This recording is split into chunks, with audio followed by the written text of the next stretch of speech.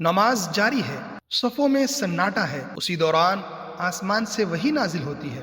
نبی کریم صلی اللہ علیہ وسلم فوراً قبلہ بدل لیتے ہیں اور ساری جماعت رخ موڑ لیتی ہے۔ یوں تاریخ اسلام میں پہلی بار امت مسلمہ کو اپنا مستقل قبلہ ملتا ہے۔ یہ ہے ایمان کو ہلا دینے والا لمحہ، تحویل قبلہ کا واقعہ۔ مدینہ منورہ میں ہجرت کے بعد اسلام ایک نئے دور میں داخل ہو چکا تھا۔ اب ایک آزاد اسلامی ریاست قائم ہو چکی تھی، مگر ایک مسئلہ باقی تھا، قبلہ کا۔ نبی اکرم صلی اللہ علیہ وسلم جب مکہ میں تھے تو بیت المقدس کی طرف رخ کر کے نماز پڑھتے، لیکن اس طرح کعبہ بھی سامنے رہتا۔ مگر مدینہ میں آ کر یہ ممکن نہ رہا، اس لیے آپ صلی اللہ علیہ وسلم نے 16 یا 17 ماہ تک بیت المقدس کی طرف منہ کر کے نماز ادا کی۔ یہود کو خوشی تھی کہ مسلمان ہمارے قبلہ کی پیروی کر رہے ہیں، لیکن نبی کریم صلی اللہ علیہ وسلم کا دل کعبہ کی طرف جھکاؤ رکھتا تھا، وہی خانہ کعبہ جو ابراہیم علیہ السلام نے تعمیر کیا اور جو ملت ابراہیمی کی اصل نشانی تھا۔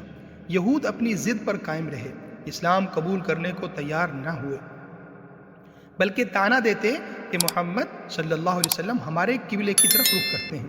یہ سن کر نبی علیہ السلام کا دل تڑپ اٹھا۔ آپ اکثر آسمان کی طرف نظریں اٹھاتے کہ کاش اللہ تعالی حکم دے دے کہ ہمارا قبلہ مسجد حرام ہو جائے۔ پھر ایک دن وہ لمحہ آیا، نبی کریم صلی اللہ علیہ وسلم محلہ بنو سلمہ میں حضرت بشر بن برا رضی اللہ تعالیٰ گھر موجود تھے۔ نماز ظہر کا وقت تھا، آپ صلی اللہ علیہ وسلم نے جماعت شروع فرمائی۔ 2 رکعت گزر چکی تھی کہ وحی نازل ہوئی، ہم دیکھ رہے ہیں آپ کا چہرہ بار بار آسمان کی طرف اٹھتا ہے، بس ہم آپ کو اسی قبلہ کی طرف پھیر دیتے ہیں جسے آپ پسند کرتے ہیں۔ اب آپ اپنا رخ مسجد حرام کی طرف کر لیں اور جہاں کہیں بھی ہو اسی طرف رخ کرو۔ نبی کریم صلی اللہ علیہ وسلم نے نماز کے دوران ہی اپنا چہرہ کعبہ کی سمت پھیر لیا اور صحابہ رضی اللہ عنہ اجمعین نے بھی فوراً قبلہ بدل لیا۔ یوں ایک ہی نماز میں 2 قبلوں کی جانب رکوع کیا گیا، اور اسی وجہ سے اس مسجد کو آج مسجد قبلتین کہا جاتا ہے۔ یہ واقعہ صرف قبلہ کی تبدیلی نہیں، یہ ایک علامت تھی امت مسلمہ کی خود مختاری کی، ایک واضح اعلان کہ اب ہدایت کا مرکز مدینہ منورہ اور امت محمدیہ ہے۔